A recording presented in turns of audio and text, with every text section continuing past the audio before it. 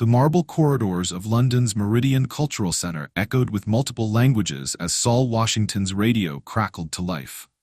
Security to the East Wing. We have confused VIPs near the Renaissance Gallery.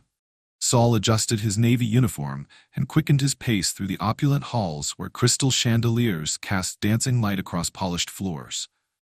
Around him, the evening's gala was in full swing. Diplomats in tailored tuxedos, business magnates dripping in diamonds, cultural elites sipping champagne worth more than his monthly rent. Their laughter mixed with Arabic, French, and Mandarin as they moved between exhibits celebrating the world's linguistic diversity. At 38, Saul had perfected the art of invisibility. His security badge granted him access to every corner of this prestigious building, yet he remained unseen by those who mattered. 3 years of night shifts had taught him to navigate around conversations rather than through them, to fix problems quietly while staying in the shadows. His radio crackled again. "Saul, they're getting agitated. Something about missing the minister's reception." "On my way," he responded, breaking into a light jog past oil paintings worth millions and marble statues that had witnessed centuries of history. As Saul rounded the corner toward the East Wing, he spotted them immediately. An impeccably dressed Italian couple in their 60s, the woman's emerald necklace catching the light as she gestured frantically. Her husband's Armani suit probably cost more than Saul earned in 6 months, and his face was flushed with the kind of anger that came from not being instantly accommodated. "Scusi, scusi," the woman called out in rapid Italian, her voice sharp with frustration as she spotted Saul approaching. "Dov'è la reception per un ministro? Siamo in ritardo e questo posto è un labirinto." Her husband joined in, his Italian flowing faster and more aggressively. "È incredibile. Pagata 5.000 sterline per questo evento e non riusciamo nemmeno a trovare la sala giusta. Dove sono tutti? Nessuno parla italiano qui?" Saul opened his mouth to respond. His years as a UN interpreter had left him fluent in Italian, among other languages. But before he could speak, a small, clear voice cut through the tension. Signore, mi scusi per il ritardo." The Italian was flawless, spoken with the confidence of a native speaker despite coming from someone barely tall enough to see over the information desk. "La reception del ministro si trova al terzo piano, nella sala dorata. Prendete l'ascensore principale e girate a destra quando uscite." Saul's heart stopped. There, in her favorite purple dress, with her hair in neat braids, stood 7-year-old Naya. She was supposed to be in the staff break room with her homework and library books, not wandering the galleries during the most exclusive event of the year. The Italian couple stared down at this tiny girl who had just solved their problem in perfect Italian. But Naya wasn't finished. "Se mi permettete," she continued, her small hands gesturing gracefully. "La sala dorata è quella con il soffitto dipinto da Francesco Bartolozzi nel 1847. Rappresenta le 4 stagioni dell'apprendimento linguistico. È molto bella. Vedrete Apollo che insegna le lingue immortali nell'affresco centrale." The woman's mouth fell open. Her husband blinked rapidly, as if trying to process what he'd just heard. "Mia cara bambina," the woman whispered, kneeling to Naya's level. "Dove hai imparato a parlare così bene l'italiano?" Naya smiled, the genuine, warm expression that had been melting hearts since she could walk. "Il mio papà me l'ha insegnato. Dice che ogni lingua è come una chiave che apre una porta verso nuovi amici." From across the marble expanse, Sheikh Omar al-Rashid had been watching this exchange with growing interest. At 52, the Emirati business magnate possessed the kind of wealth that opened every door and smoothed every path. His 5,000-pound Savile Row tuxedo was perfectly tailored to his lean frame, and his diamond cufflinks caught the light as he moved closer to get a better view. Omar had built his fortune on reading people, on spotting opportunities and threats before others even knew they existed. His sharp mind had made him billions in oil, tech, and real estate across 3 continents. But what he was witnessing now triggered his most cynical instincts. A security guard's child, perfectly positioned to help wealthy Italian tourists, speaking flawless Italian with cultural knowledge that most tour guides didn't possess. Omar had seen elaborate cons before. Families who coached their children to perform for sympathy, to extract money from generous strangers. The timing felt too convenient, the performance too polished. As the Italian couple pressed a 50-pound note into Naya's small hands, which she tried to refuse before Saul gently encouraged her to accept, Omar studied the security guard more closely. The man was tall and lean, with kind eyes and prematurely gray hair that spoke of stress beyond his years.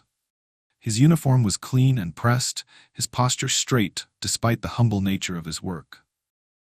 But there was something else there. Something that didn't quite fit. The way he'd started to step forward when the Italians were speaking, the recognition in his eyes when his daughter responded. This wasn't a man surprised by his child's abilities. This was a father who knew exactly what his daughter could do. Omar's phone buzzed with a text from his assistant. "The cultural minister is asking about the donation ceremony. Shall I delay?" He typed back quickly. 5 minutes. Something interesting happening here. The Italian couple was now chatting animatedly with Naya, asking about other artworks in the building. The little girl's responses were not just linguistically perfect, but demonstrated a depth of cultural knowledge that seemed impossible for someone her age. "E la galleria dei ritratti?" the man asked. "Abbiamo sentito dire che c'è un Caravaggio autentico." "Sì." Naya's eyes lit up. "Il ritratto di San Sebastiano del 1610. È nella Galleria Nord. Ma fate attenzione, la luce è molto importante per vederlo bene.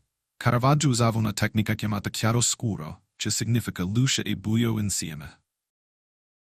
Omar felt his skepticism deepen. Cultural knowledge, perfect pronunciation, historical context, all delivered by a 7-year-old whose father pushed a mop for a living. In his world, nothing was ever what it seemed on the surface. He began walking toward the group, his Italian leather shoes clicking against the marble floor with authority. As he approached, he could see other gala attendees beginning to notice the unusual scene. A small black child holding court with Italian dignitaries while her father stood by in his security uniform. The contrast was stark and, to Omar's cynical mind, potentially calculated. "Grazie mille, piccola professoressa," the Italian woman was saying, genuine warmth in her voice as she squeezed Naya's hand. But what happened next would shatter every assumption in that room.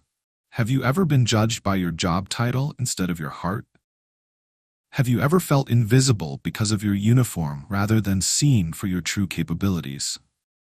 The encounter that was about to unfold would challenge everything these wealthy elites thought they knew about intelligence, dignity, and where real brilliance could be found. If you've ever felt invisible because of your work, hit that like button. Because this little girl was about to teach a billionaire the most expensive lesson of his life. Omar al-Rashid approached with the calculated grace of a predator sizing up its prey. His smile was perfectly calibrated, warm enough to disarm, cold enough to intimidate.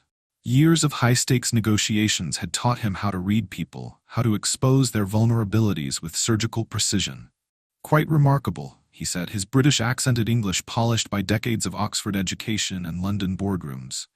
His voice carried just enough volume to ensure nearby guests would overhear. A young lady with such extensive linguistic capabilities. Saul felt his muscles tense. He recognized that tone. The same one wealthy parents used at Naya's school when they discovered her test scores, the kind that implied suspicion wrapped in false admiration. "She's very bright," Saul replied carefully, his hand moving protectively to Naya's shoulder. "Oh, I'm certain she is." Omar's dark eyes studied Naya with the intensity of a jeweler examining a potentially flawed diamond. "Tell me, little one, how many languages do you speak?" Naya tilted her head slightly, a habit she developed when concentrating. "9, sir, though I'm still learning number 10. 9 languages. Omar's eyebrows rose in theatrical amazement. "How convenient for someone your age. And I suppose you learned all of these from your father?" The question carried weight that made several nearby guests pause their conversations. A woman in a designer gown stepped closer. Her curiosity piqued. A French diplomat holding a glass of vintage champagne moved within earshot. "Papa taught me the first ones," Naya said simply. "But I learned others from books and people who visit the cultural center. Languages are everywhere if you listen." Omar nodded slowly, his expression morphing from amusement to challenge. "Well, since you've demonstrated Italian so beautifully, perhaps you wouldn't mind showing us your Arabic. It is, after all, my native tongue." Saul stepped forward instinctively, every paternal instinct screaming danger. She doesn't need to prove anything to. Naya's small hand pressed against his arm, stopping him mid-sentence. The gesture was so gentle yet firm that it silenced him completely. She looked up at her father with eyes that seemed far older than 7 years. "It's okay, Papa. I don't mind." The crowd that had been pretending to admire nearby paintings now openly formed a loose circle around them. Phones appeared discreetly, though no one dared to openly record, not yet. Omar straightened to his full height, his voice switching to rapid, complex Arabic. إنك أرى أن أستطيع الثقافية والتعبيرات المتخصصة للمصطلحات عميقاً، فهماً تتطلب الدولية التجارة، لكن المزروم بذكائك. الأشخاص هؤلاء إقناع تحاولين المعقدة. He'd deliberately chosen the most complex business terminology he could muster, discussing international trade regulations using formal diplomatic Arabic, peppered with financial jargon that even university students would struggle with. Without missing a beat, Naya responded in Arabic that flowed like poetry. الذكاء لكن سيدي يا خلقك أفهم مجرد وليس والاحترام. المعرفة تبادل الحقيقية تجارة واحترام. الآخرين فهم على بالقدرة بل المنصب أو بالمال يقاس لا الحقيقي السلر. The Lebanese businessman standing near the sculpture garden dropped his champagne flute. It shattered against the marble floor, the sound echoing through the sudden silence. He whispered to his companion, she just corrected his grammar while discussing the philosophy of international commerce. Omar felt heat rising in his cheeks. Not only had Naya understood his complex Arabic, she'd responded with cultural wisdom that put his materialism in perspective. And yes, she'd gently corrected a grammatical error he'd made in his haste to trip her up. "You're French?" The voice came from behind them. Madame Dubois, the French cultural attaché, stepped forward with the fluid motion of someone accustomed to diplomatic circles. Her silver hair was pulled into an elegant chignon, and her eyes sparked with intellectual curiosity. "Certainly," Omar said quickly, eager to regain control.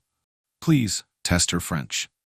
Madame Dubois addressed Naya in rapid Parisian French, switching mid-sentence to a Marseille accent, then to Canadian French. "Ma petite, peux-tu me dire quelle est la différence entre le français parisien et le français québécois, et pourquoi ces variations régionales sont importantes pour la diplomatie culturelle?" Naya's response came in 3 distinct French accents. She began in Parisian French, explaining the historical roots of linguistic variation, then switched to a perfect Québécois accent to demonstrate vowel differences, before finishing in the rolling tones of southern France to discuss how regional identity shaped language evolution. "Extraordinaire," Madame Dubois breathed, her professional composure cracking. "Even our embassy staff struggle with regional transitions like that." The circle of observers had grown to nearly 30 people. Hotel staff had appeared at the edges, their professional duties forgotten in favor of witnessing this unprecedented display. A Chinese delegate was whispering urgently to his translator. The Spanish ambassador had abandoned his conversation about trade agreements to push closer to the action. Sol watched his daughter with a mixture of pride and growing anxiety. Each language she demonstrated was another layer of protection stripped away, another barrier between them and the world that wanted to dissect what made her special. His mind drifted unbidden to university lecture halls where he'd once commanded similar attention, not as a security guard watching from the sidelines, but as a respected interpreter fielding complex linguistic challenges. He remembered the weight of simultaneous translation headphones, the adrenaline rush of converting complex diplomatic negotiations in real time, the respect in colleagues' voices when they called him Professor Washington. Those memories felt like artifacts from someone else's life. "Remarkable," Omar said, though his voice had lost some of its earlier confidence. "Though I suppose anyone can memorize phrases with enough coaching." The suggestion hung in the air like an accusation. Several guests shifted uncomfortably, recognizing the implication. Sol's jaw tightened, but again, Naya's small hand found his arm. "Would you like to test my Mandarin?" she asked Omar directly, her voice carrying no challenge, just honest curiosity. "Or perhaps my German. I've been practicing with Mrs. Chen from the embassy and Herr Mueller from the German council." Omar opened his mouth to respond, but the words caught in his throat. In his rush to expose what he'd assumed was deception, he'd committed a cardinal sin of Arabic grammar, the very mistake this 7-year-old had gently corrected. His certainty was cracking like ice under spring sun. "Test her in Mandarin," he said, his voice slightly hoarse. The crowd leaned in closer, sensing the shift in dynamics, the hunter becoming the hunted. Dr. Liu, a linguistics professor from Beijing University who'd been observing from near the calligraphy display, stepped forward with the deliberate movement of someone accepting a challenge. Her stern expression suggested she would not be as gentle as the previous questioners. The tension in the marble corridor was thick enough to cut with a blade. Phones were no longer hidden. Guests openly recorded as word spread through the gala that something extraordinary was happening in the East Wing. Saul felt his daughter's small hand squeeze his arm once more, her silent way of saying, "Trust me, Papa." But as the circle of wealthy, powerful observers closed around them, he wondered if his brilliant little girl was about to face more than her young heart could handle. The stakes had just doubled. And everyone in that glittering crowd knew it. Dr. Liu's Mandarin cut through the air like a blade, each tonal inflection precise and challenging. 小朋友，请告诉我关于联合国教科文组织在语言保护方面的工作，以及为什么少数民族言的消息文化多样性构成威胁。Soul's breath caught in his chest. Those weren't just any Mandarin phrases. Dr. Liu had chosen to discuss UNESCO's language preservation work, the exact kind of complex, cultural, political terminology he'd spent years mastering in the glass towers of the United Nations headquarters. The memory hit him like a physical blow, transporting him back 7 years to Conference Room 12 on the 38th floor, where delegates from 47 nations had debated those very policies. He could almost feel the weight of the translation headphones around his neck. Smell the coffee that fueled 18-hour negotiation sessions. Hear the murmur of appreciation when his simultaneous translations captured not just words, but cultural nuance. Professor Washington, the Chinese delegation leader, had said after one particularly complex session, "Your interpretation doesn't just translate language, it translates souls." Saul had been 31 then, the youngest senior interpreter in UN history. His office overlooked the East River, and his calendar was booked 6 months in advance with requests from world leaders who trusted him with their most delicate communications. The New York Times had featured him in a profile about rising stars in international diplomacy. Columbia University had offered him a teaching position with tenure-track potential. He'd been somebody. He'd mattered. Naya's clear voice brought him crashing back to the present. 刘博士，联合国教科文组织认为，每种语言都是人类智慧的宝库。当我们失去一种语言，我们就失了看世界的独特方式。我爸爸曾不仅仅是词汇，他们是文化的心跳。Her expression melted into wonder. Perfect grammar, perfect tones, and... She paused, looking directly at Saul. Cultural philosophy that sounds like it came from a UNESCO policy briefing. The crowd murmured their amazement, but Saul barely heard them. His daughter had just quoted him, words he'd spoken during bedtime stories, transformed from his memories of policy debates into a 7-year-old's perfect Mandarin response. Omar noticed Saul's expression change, saw the recognition flickering in the security guard's eyes. "You understood that conversation," he said, no longer bothering to hide his suspicion. "All of it." Saul's throat felt dry as sandpaper. Yes. Interesting skill for a security guard. The words hung between them like an accusation. Several guests stepped closer, sensing drama beneath the linguistic display. Madame Dubois tilted her head, studying Saul with the sharp attention of someone recognizing a puzzle piece that didn't fit. "Papa used to work at the United Nations," Naya said simply, as if announcing the weather. He was the best interpreter they had, but he left to take care of Mama when she got sick. The marble corridor fell silent except for the distant sound of string quartet music drifting from the main ballroom. Every eye turned to Saul, waiting for confirmation or denial. Saul felt exposed, stripped bare in front of these strangers in their designer gowns and handmade suits. He'd spent 3 years perfecting his invisibility, becoming background noise in his Navy uniform. Now his past was laid out like evidence at a trial. That was a long time ago, he said quietly. But Naya wasn't finished. Mama had cancer, she continued with the matter-of-fact honesty that only children possessed. Papa stayed home to take care of her and me. He read to me every night in different languages: French fairy tales, Spanish lullabies, Arabic poetry, German folk songs. He said languages were like magic doors that let us visit any place in the world without leaving our bedroom. Saul remembered those nights with crystal clarity. Celeste propped up in their king-size bed, bald from chemotherapy but still beautiful, listening as he transformed their small apartment into a multicultural wonderland. Naya, barely 4 years old, curled between them as he read Le Petit Prince in French, then switched to Mandarin children's songs, then Arabic stories his grandmother had told him. Languages aren't just words, little star, he'd whispered to Naya in Portuguese.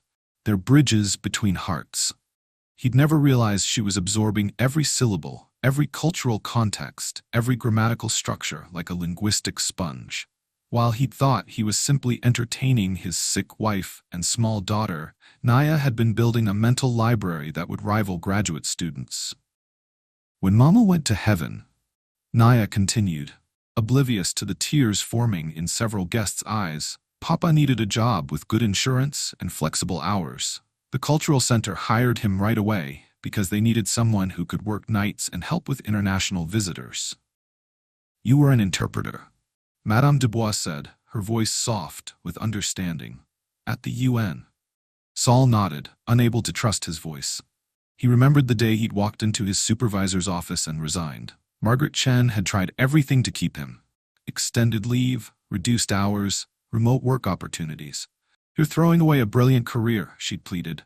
Celeste wouldn't want you to sacrifice everything. But Celeste had wanted him home.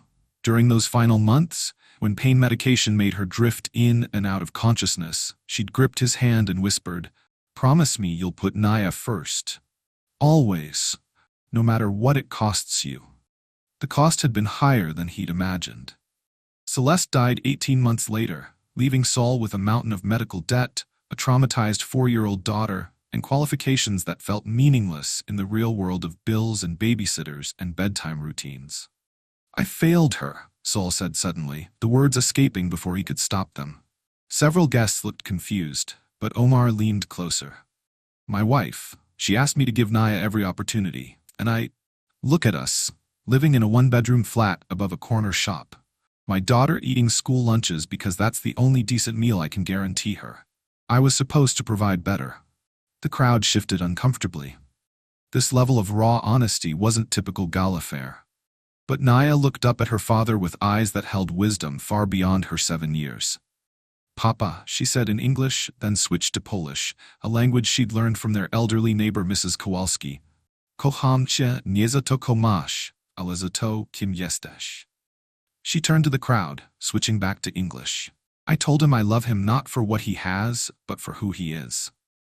Papa, languages aren't about where you work, they're about who you help. Every night, when you help the confused tourists find their way, you're still being an interpreter.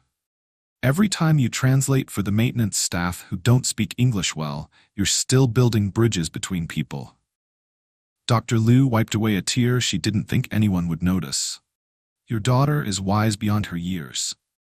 She gets that from her mother, Saul said, his voice thick with emotion.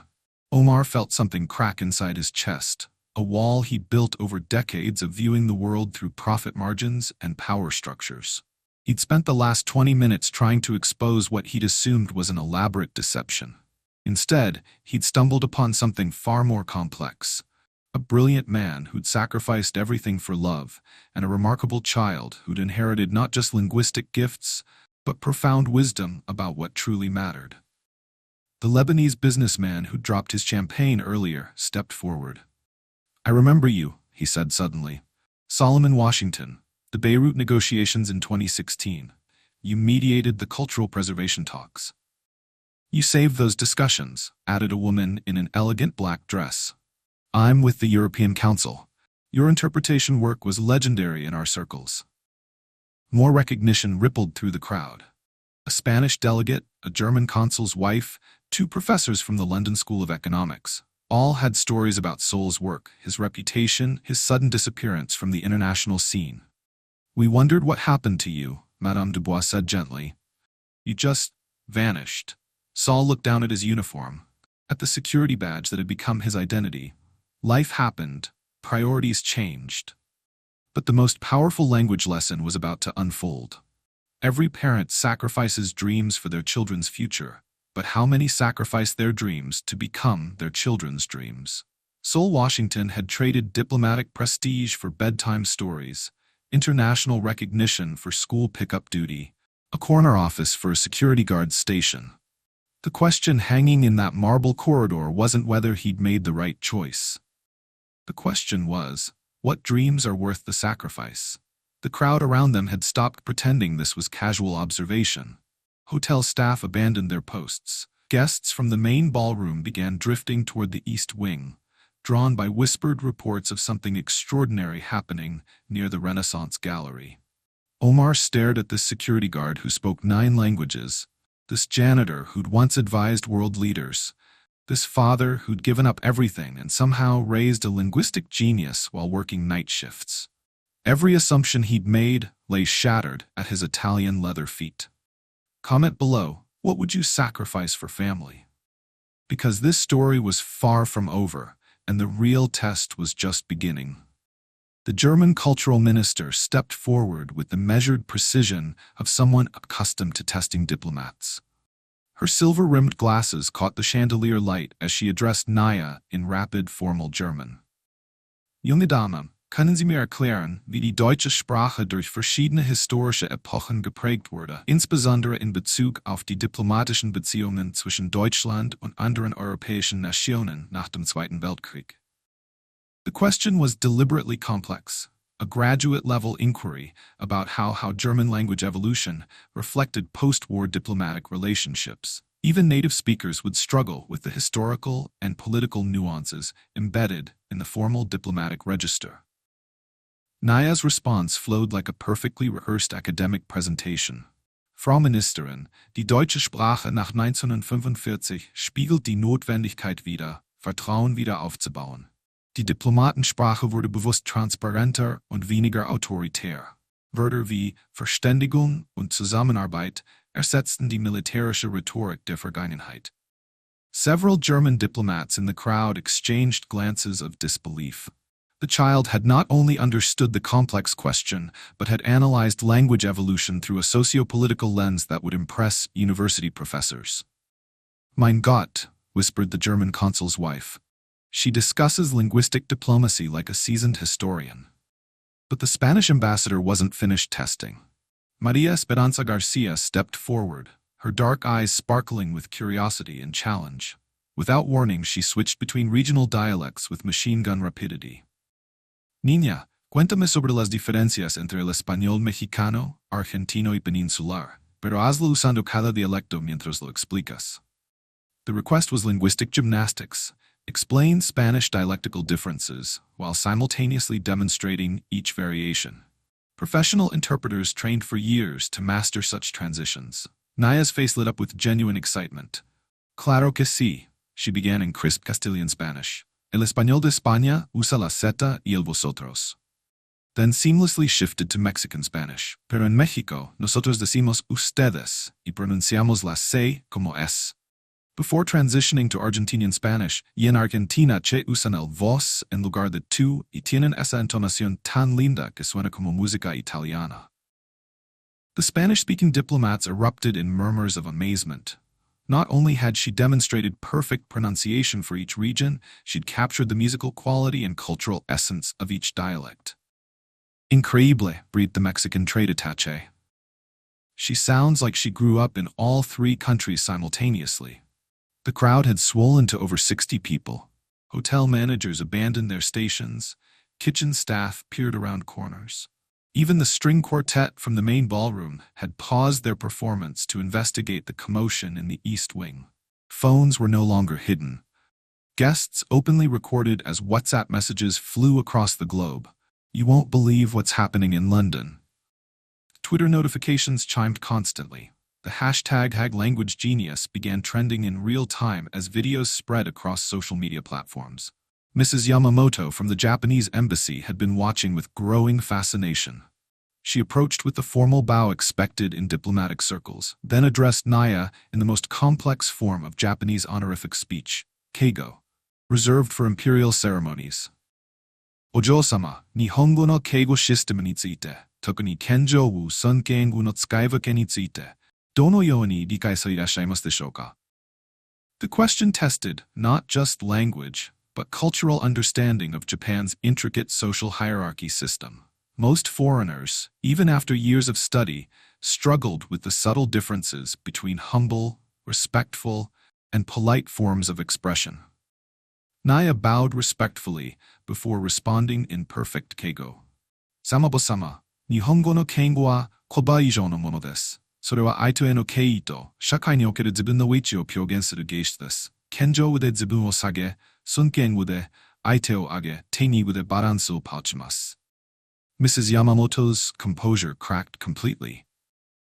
She just explained honorific language as an art form of social positioning. Her usage is more precise than many native speakers. Omar felt panic rising in his chest. Each language demonstration stripped away another layer of his certainty. This wasn't performance or coaching. This was genuine, extraordinary talent that defied every assumption he'd made about class, race, and where brilliance could emerge. Suddenly, the Brazilian deputy ambassador pushed through the crowd, speaking rapid Portuguese with the distinctive Rio accent. Menina, me diga sobre as diferenças entre o português brasileiro e o português europeu, e como isso afeta as relações diplomáticas entre Brasil e Portugal. Without hesitation, Naya switched to perfect Brazilian Portuguese. Senhor, as diferenças não são apenas de sotaque, mas de alma. O português brasileiro é mais aberto, mais musical, como o povo brasileiro. O português europeu é mais formal, mais tradicional. Nas negociações diplomáticas, entender essas diferenças culturais é tão importante quanto entender as palavras. The Brazilian delegate staggered backward as if physically struck. She just discussed cultural linguistics philosophy in Portuguese that rivals our university professors. The marble corridor had become an amphitheater. Culture reporters scribbled frantically in notebooks. Government officials whispered urgently into phones, calling their capitals to report this unprecedented discovery. The British Museum's head linguist had arrived and stood transfixed, recording every word. Social media exploded. Language Genius dominated trending topics in 12 countries. Video clips spread across platforms faster than news organizations could verify them. Comments poured in from linguists, diplomats, and academics worldwide. Omar's hands trembled slightly as he pulled out his phone. His last resort, the languages he'd learned for business expansion into South Asian markets. Hindi and Urdu, with their complex grammatical structures and cultural sensitivities that had taken him years to master adequately. Bedi, he said in Hindi, his voice slightly hoarse. Mujhe batao, कि भारत और पाकिस्तान के बीच की भाषाई समानताएं कैसे राजनीतिक मतभेदों से भी मजबूत हैं? The question deliberately touched on one of the most sensitive cultural topics, how linguistic similarities between India and Pakistan transcended political divisions. It required not just language skills, but profound cultural understanding and diplomatic sensitivity. Naya's response came in Hindi so pure and respectful that several South Asian delegates moved closer to hear better. चाचा जी, हदनी और उर्दू भाई बहन की तरह है। राजनीति उन्हें अलग करने की कोशिश करती है, लेकिन शब्दों में प्रेम की कोई सीमा नहीं होती। जब लोग दिल से बात करते हैं तो भाषा पल्लू बन जाती है, दीवार नहीं। Then she seamlessly switched to Urdu. होती नहीं ज़बान कोई की मोहब्बत तो है, करते बात से दिल हम जब और है। होती इंसानियत सिर्फ। The Pakistani cultural attaché wiped tears from his eyes. She just spoke about love transcending language barriers with the wisdom of a poet and the heart of a peacemaker. Omar felt his world collapse around him. Every language, every test, every challenge had not only been met but exceeded with a depth of cultural understanding that shamed his own prejudices. This 7-year-old child whose father pushed a mop possessed gifts that his billions couldn't buy, and his education couldn't match. The silence stretched like a held breath before exploding into thunderous applause that echoed off the marble walls and crystal chandeliers. 60 pairs of hands created a symphony of appreciation that seemed to shake the entire cultural center. Staff, diplomats, guests, and strangers united in recognition of something truly extraordinary. Omar stood frozen in the center of the ovation, his carefully constructed superiority crumbling like ancient stone. Every assumption he'd held about intelligence, worth, and where genius could be found lay shattered at his Italian leather feet. Saul felt tears streaming down his cheeks as he watched his daughter, this remarkable little person he'd raised on bedtime stories and library visits, receive recognition from some of the world's most distinguished minds. His sacrifice had created something beautiful beyond his wildest dreams. As the applause gradually faded, Naya looked up at the crowd with eyes that sparkled with joy but remained utterly humble. "I just like helping people understand each other," she said simply. "That's what Papa taught me. Languages are for." The second wave of applause was even louder than the first. Omar al-Rashid stood in the center of the marble corridor, surrounded by 60 pairs of eyes that watched him with a mixture of curiosity and judgment. The applause had faded, but its echoes seemed to reverberate through his consciousness, dismantling every wall he'd built around his heart over 5 decades of accumulated wealth and privilege. He looked down at Naya, this 7-year-old girl who had just demonstrated linguistic mastery that surpassed most university graduates, and felt something crack deep in his chest. Not pride or superiority, but shame so profound it threatened to buckle his knees. He began, his voice catching in his throat. The man who commanded boardrooms across 3 continents, who had negotiated billion-dollar deals without breaking a sweat, found himself struggling to form coherent sentences. "I owe you both an apology." The crowd leaned forward, phones still recording, sensing that something significant was about to happen. Omar lowered himself to one knee, bringing himself to Naya's eye level, a gesture that cost him more than any financial transaction ever had. His expensive tuxedo creased against the marble floor, but he didn't care about appearances anymore. "Young lady," he said, his voice gaining strength, "I approached you and your father with prejudice in my heart. I saw your father's uniform and made assumptions about his intelligence, his worth, his capabilities. I saw your extraordinary gifts and assumed deception rather than recognizing brilliance." He paused, swallowing his pride with visible effort. "That was wrong. Inexcusably wrong." Naya tilted her head slightly, studying this powerful man who had humbled himself before her. "Everyone makes mistakes, Mr. Omar. Papa says the important thing is learning from them." Her simple forgiveness, delivered with such genuine kindness, seemed to strike Omar like a physical blow. Several guests in the crowd made soft sounds of appreciation, moved by the child's grace. Omar rose to his feet and turned to address Sol directly. "Mr. Washington, in my culture, we have a saying, the teacher appears when the student is ready. Your daughter has been my teacher tonight, and you sacrificed a distinguished career to raise a child who embodies everything I thought money could buy: intelligence, wisdom, cultural understanding, and most importantly, humility." He looked around the crowd, his voice carrying clearly through the corridor. "I have spent my entire adult life accumulating wealth and influence, believing that success could be measured in profit margins and property portfolios. Tonight, a security guard and his 7-year-old daughter have taught me that true wealth lies in knowledge shared with love, in dignity maintained despite circumstances, and in character that shines regardless of the uniform one wears." The Lebanese businessman who had recognized Saul earlier began to clap slowly. Others joined in, creating another wave of appreciation that seemed to wash over the marble surfaces and crystal fixtures. As if orchestrated by fate, Dr. Elizabeth Harper, the director of the Meridian Cultural Center, appeared at the edge of the crowd. Her usually composed expression showed surprise as she took in the scene. Her night security guard at the center of an international gathering, surrounded by diplomats and cultural elites hanging on his daughter's every word. "What on earth is happening here?" she asked, though her tone suggested fascination rather than disapproval. Omar stepped forward, his transformation complete and public. "Dr. Harper, You have been employing one of the world's most gifted interpreters as your security guard, and his daughter may be the most remarkable linguistic prodigy of our generation." Dr. Harper's eyebrows rose as she looked between Saul and Naya, then at the crowd of distinguished guests who had abandoned the main gala to witness this extraordinary demonstration. "Solomon was one of the UN's most respected interpreters," Madame Dubois added, stepping forward. "His work was legendary in diplomatic circles." "And his daughter," Dr. Liu continued, her voice filled with academic excitement, "demonstrates linguistic capabilities that would astound university researchers worldwide." Omar pulled out his phone, his fingers moving with practiced efficiency. "I'm calling my education foundation immediately.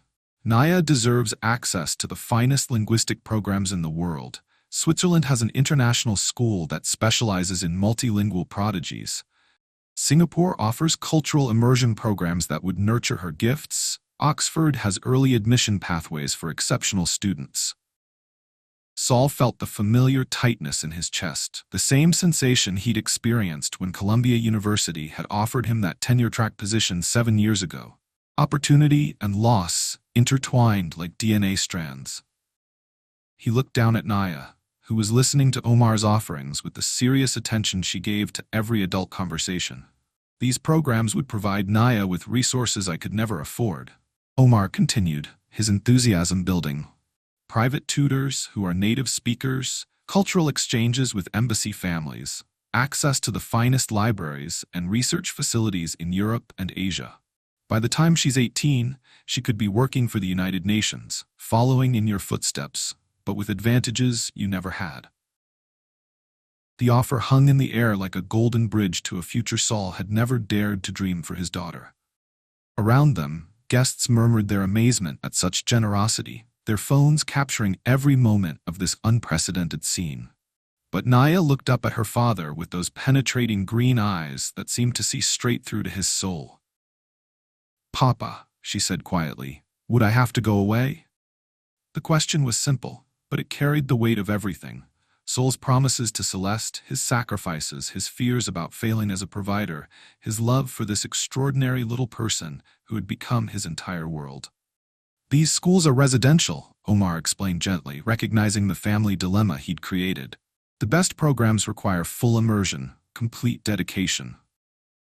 "No thank you," Naya said firmly, her small voice carrying across the marble corridor with surprising authority. "I'd rather speak 9 languages with Papa than 90 languages without him." The crowd fell silent, struck by the profound wisdom in her words. Even Omar blinked, clearly not expecting to negotiate with a 7-year-old who possessed such clear priorities. Dr. Harper, who had been listening with growing understanding, stepped forward. "Perhaps there's an alternative solution." She looked directly at Saul. "The Cultural Center has been considering expanding our international visitor services. We need someone who can handle diplomatic protocols, manage cultural exchanges, and work with our embassy partnerships. The salary would be substantially different from security work." She paused, studying Saul's face. "And London has exceptional programs for gifted children. The Watt International School offers partial scholarships. The Language Institute has weekend immersion programs, and several universities provide mentorship for exceptional young students." Naya could pursue her linguistic gifts while remaining home with her father. Omar was already nodding enthusiastically. "My foundation could sponsor the educational expenses, provide resources for advanced study, arrange cultural exchanges that don't require long-term separation. We could create a new model, supporting extraordinary talent, while preserving family bonds." The media representatives in the crowd were scribbling frantically, recognizing a story that would resonate far beyond this marble corridor. Videos were already spreading across social platforms, the hashtag #FamilyFirst joining #LanguageGenius as this remarkable story touched hearts worldwide. But Naya's response would teach everyone the most important language of all. Sometimes the biggest opportunities require the biggest sacrifices, but the greatest wisdom lies in recognizing what can never be replaced. As Saul watched his daughter weigh offers that could change their lives forever, the question became crystal clear. What's more valuable, prestige or presence? Saul knelt beside his daughter, his heart breaking and swelling simultaneously as he watched her navigate choices that would define their future. Whatever she decided, he knew they would face it together. The marble corridor held its breath, waiting for a 7-year-old's wisdom to guide them all. Share this if you believe family should come first, because the most powerful language of all was about to be spoken. Naya looked up at her father, then at Omar, then at the crowd of distinguished guests who waited for her response to offers that could reshape her entire future. In the marble corridor of the Meridian Cultural Center, under crystal chandeliers that had witnessed decades of cultural exchange, a 7-year-old girl was about to make a decision that would echo far beyond that evening. "Mr. Omar," she said, her voice carrying the gentle firmness that had become her trademark, "your schools sound wonderful, and I'm grateful you want to help me learn. But Papa and I are a team. We practice languages together every night. We go to the library every Saturday, and he helps me understand that words aren't just sounds. They're bridges between hearts." She took Sol's hand in her small one, her grip surprisingly strong. "The most important language I'm still learning is the language of being a family. I can't learn that in Switzerland or Singapore. I can only learn it here with Papa." The silence that followed was profound, filled with the kind of recognition that comes when someone speaks a truth so fundamental it reshapes everything around it. Dr. Harper stepped forward, her professional composure softened by genuine emotion. "Naya, you and your father have just demonstrated something extraordinary tonight. Not just linguistic ability, but wisdom about what truly matters." She turned to address the entire gathering. The Meridian Cultural Center would be honored to create a new position, Head of International Relations and Cultural Exchange. "Solomon, your expertise in diplomacy and languages, combined with your understanding of working families, makes you uniquely qualified to build bridges between communities." Omar nodded enthusiastically, pulling out his phone. "My foundation will establish the Washington Family Scholar Program, supporting linguistically gifted children from working-class families right here in London. Full educational scholarships, cultural programs, mentorship opportunities, all designed to keep families together while nurturing exceptional talent." The crowd erupted in applause once again, but this time it felt different, warmer, more personal, celebrating not just talent, but the wisdom to choose love over ambition. Mrs. Yamamoto from the Japanese embassy stepped forward. The embassy would be honored to offer Naya a junior cultural ambassador position. Weekend programs, summer immersion experiences, all while she remains home with her father. "The French Cultural Institute offers the same," added Madame Dubois. "We've never seen linguistic gifts combined with such cultural sensitivity." Dr. Liu was already typing on her tablet. "Beijing University's Linguistics Department would like to establish a research partnership. We'll document Naya's learning methods to help other children access multilingual education." What began as one billionaire's test had transformed into an international effort to support this remarkable family while respecting their bond. 6 months later, the ripple effects were still spreading across London and beyond. The Meridian Cultural Center's new International Relations Department had become a model for cultural institutions worldwide. Sol, now wearing tailored suits instead of security uniforms, managed embassy relationships, facilitated cultural exchanges, and mentored other working-class families, navigating educational opportunities for gifted children. His first presentation to the United Nations Educational Council, titled "Linguistic Bridges, Cultural Exchange Without Cultural Displacement," received standing ovations in New York, Geneva, and Paris. Omar's Washington Family Scholar Program had expanded to 12 countries, supporting over 200 linguistically gifted children from working-class backgrounds. The Foundation's core principle, "Nurture talent without destroying families," had become a rallying cry for educational reformers worldwide. Universities across Europe and North America began reviewing their recruitment practices, recognizing that extraordinary talent often emerged from unexpected places. The London School of Economics established the Solomon Washington Fellowship for adult learners, supporting parents who had abandoned academic careers for family responsibilities. Social media continued amplifying their story. Tash family first and talent everywhere became movements, inspiring conversations about classism, opportunity, and the true meaning of success. Documentary filmmakers, book publishers, and educational researchers all sought to tell the Washington family's story. But for Sol and Naya, the most important changes happened in their daily routine. Their small flat above the corner shop had been transformed into a multilingual learning laboratory. Embassy families visited regularly for cultural exchange dinners. University students came for tutoring sessions. International visitors sought Sol's guidance on London's cultural landscape. Naya, now 8 years old and fluent in 12 languages, had become the Cultural Center's youngest volunteer guide. Every Saturday morning, she led tours for international visitors, switching seamlessly between languages, while sharing historical context that impressed doctoral students. "Languages are like colors," she told a group of visiting educators from Finland. "You can paint beautiful pictures with just one color, but when you use many colors together, you create something magical that no one color could make alone." The Finnish delegation requested permission to quote her in their national curriculum reforms. One evening, as Sol tucked Naya into bed, she looked up at him with those penetrating green eyes that still seemed far older than her years. "Papa, do you ever regret leaving the United Nations?" Sol considered the question, thinking about the path that had led them from diplomatic conference rooms to security corridors to this moment. A life richer than he'd ever dared to hope. "No, little star," he said in Portuguese, their bedtime language of the week. "The UN taught me to translate words. You taught me to translate hearts." "I love you in all the languages," Naya whispered back, her voice already thick with sleep. "And I love you in languages that haven't been invented yet," Sol replied, kissing her forehead. The following morning brought news that would complete their remarkable journey's first full circle.